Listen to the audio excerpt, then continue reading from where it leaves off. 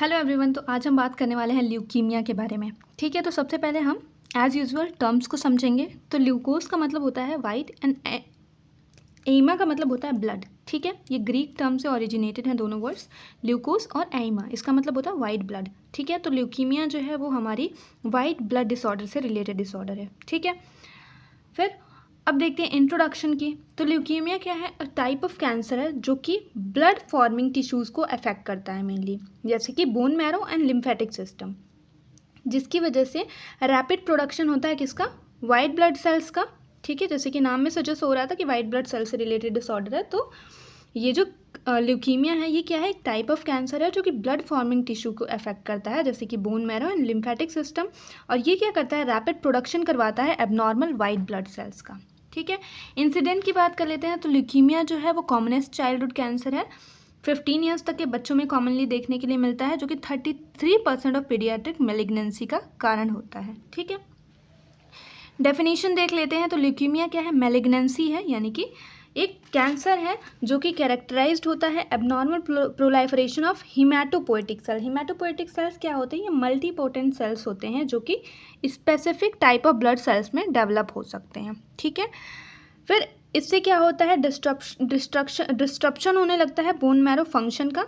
ठीक है, प्रोलाइफरेशन का मतलब होता है मल्टीप्लिकेशन। ठीक है, तो ल्यूकीमिया क्या है? एक ऐसी मैलिग्नेंसी है जिसमें एबनॉर्मल मल्टीप्लिकेशन होता है आपके हिमैटोपोएटिक सेल्स का, जो कि ब्लड के स्पेसिफिक सेल्स का फॉर्मेशन करते हैं। अगर एबनॉर्मल यानी कि ज़्यादा अमाउंट में मल्टीप्लिकेशन होने लगा तो बोन मैरो के फंक्शन को ये कहीं ना कहीं डिस्टर्ब करेगा। ठीक है, तो ये हो गई हमारी डेफिनेशन। बात कर लेते हैं क्लासिफिकेशन की। तो एनीमिया के कुछ स्पेसिफिक टाइप हैं ल्यूकीमिया के, सॉरी, तो ये हम देख लेते हैं। तो सबसे पहला जो है वो आपका एक्यूट ल्यूकीमिया है और दूसरा क्रोनिक। ठीक है, बीच में एक और है, उसकी बात भी हम करेंगे। तो सबसे पहले एक्यूट ल्यूकीमिया में कौन कौन से टाइप हैं? तो एक्यूट ल्यूकीमिया में एक्यूट लिम्फोसाइटिक या फिर इसी को लिम्फोब्लास्टिक ल्यूकीमिया या शॉर्ट में ALL के नाम से जानते हैं। ठीक है, एक्यूट माइलोजिनस ल्यूकीमिया यानी कि AML के नाम से जानते हैं इसको। क्रोनिक ल्यूकीमिया में भी दो टाइप्स की होती हैं ल्यूकीमियाज।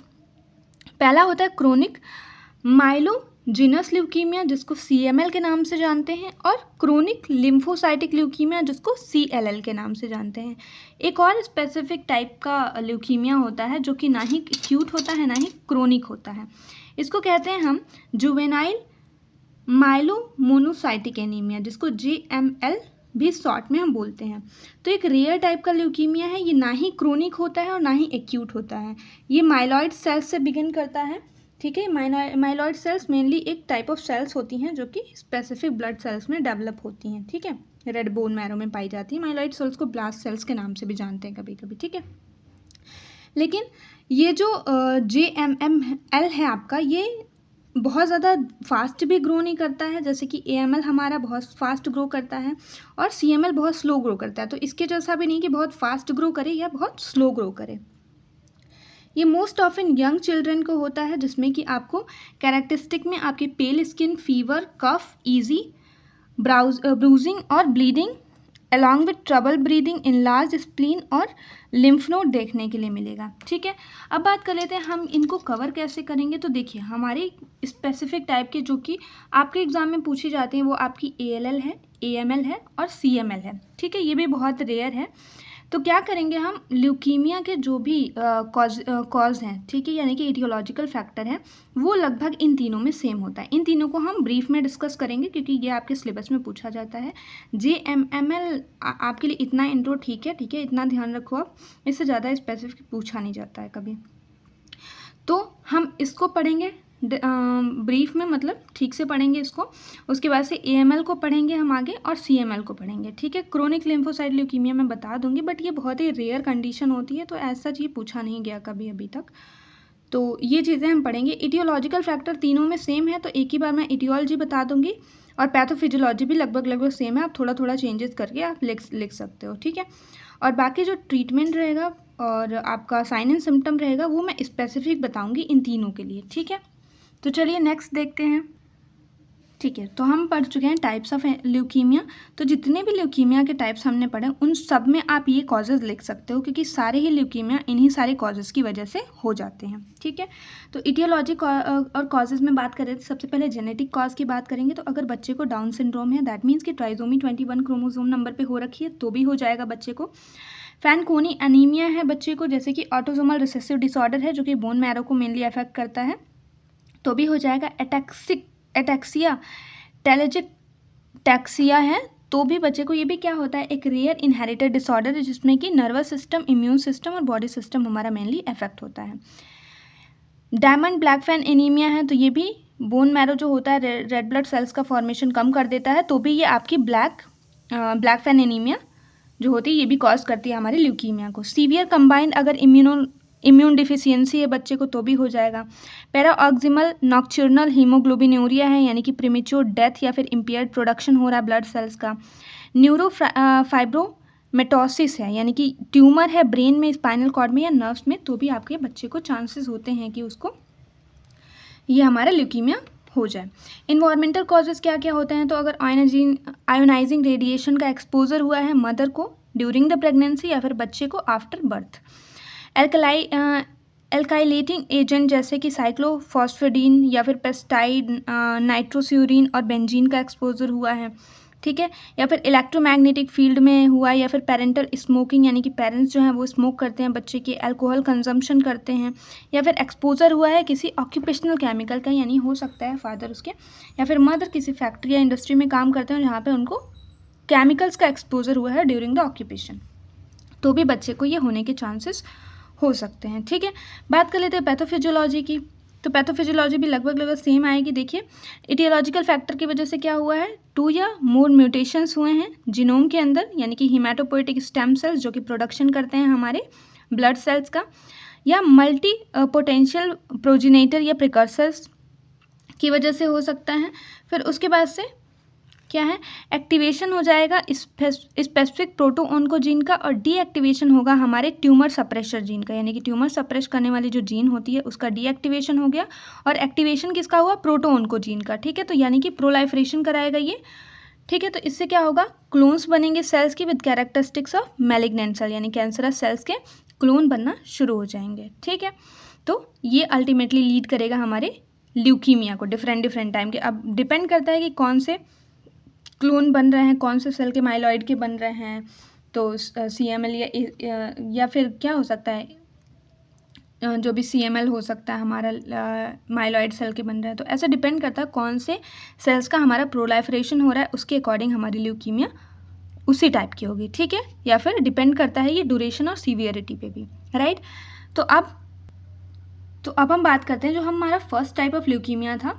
ठीक है, तो इसको हम क्या बोलते हैं, एक्यूट लिम्फोसाइटिक ल्यूकीमिया भी बोलते हैं, या फिर एक्यूट लिम्फॉइड ल्यूकीमिया भी बोलते हैं। ठीक है, इसमें क्या होता है, ल्यूकीमिया में ओवर प्रोडक्शन होता है एबनॉर्मल WBCs का। ठीक है, जिसको लिम्फोब्लास्ट के नाम से जानते हैं।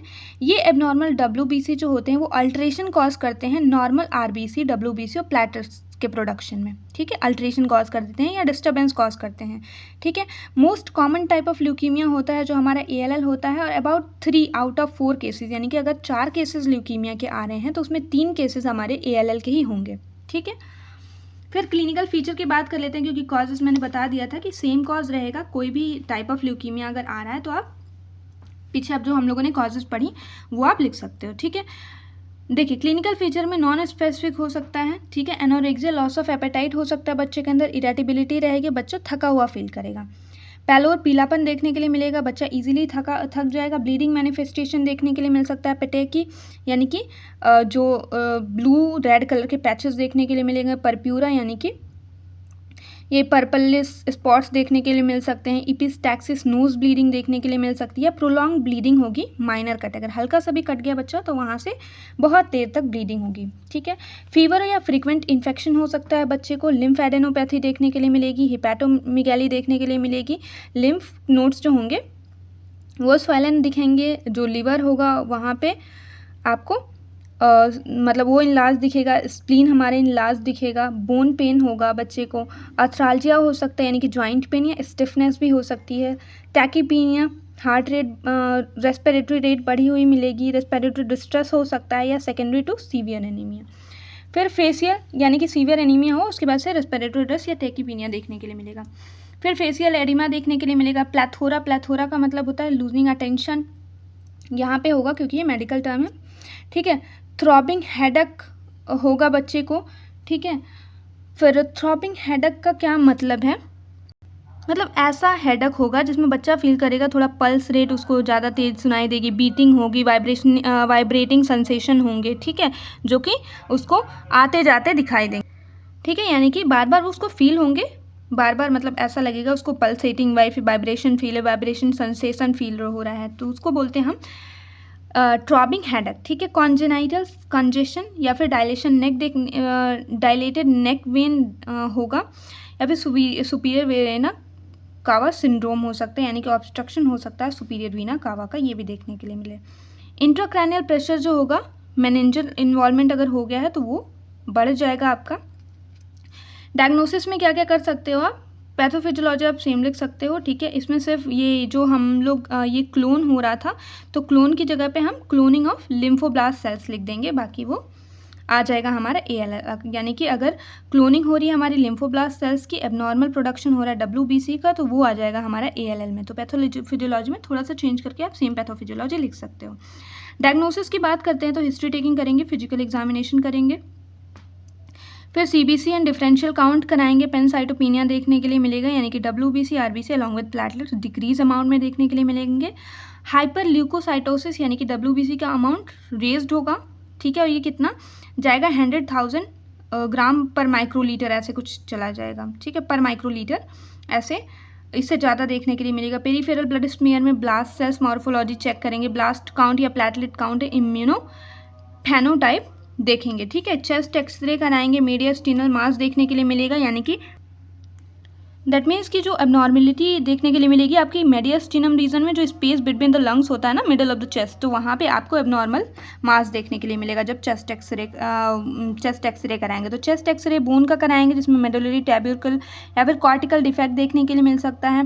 कोगुलेशन प्रोफाइल चेक करेंगे, सीरम इलेक्ट्रोलाइट में यूरिया, केराटिनिन, यूरिक एसिड या फिर lactate dehydrogenase, calcium, bilirubin along with SGOT और SGPT हम चेक करेंगे। बोन मैरो एस्पिरेशन करेंगे, CSF एनालिसिस करेंगे। ट्रीटमेंट में हम क्या कर सकते हैं, इंडक्शन थेरेपी करेंगे सबसे पहले, टू अटेन रेमिशन अटेन करने के लिए, ताकि जो भी हमारे कैंसर के सिम्टम्स हैं वो ख़त्म हो जाएं।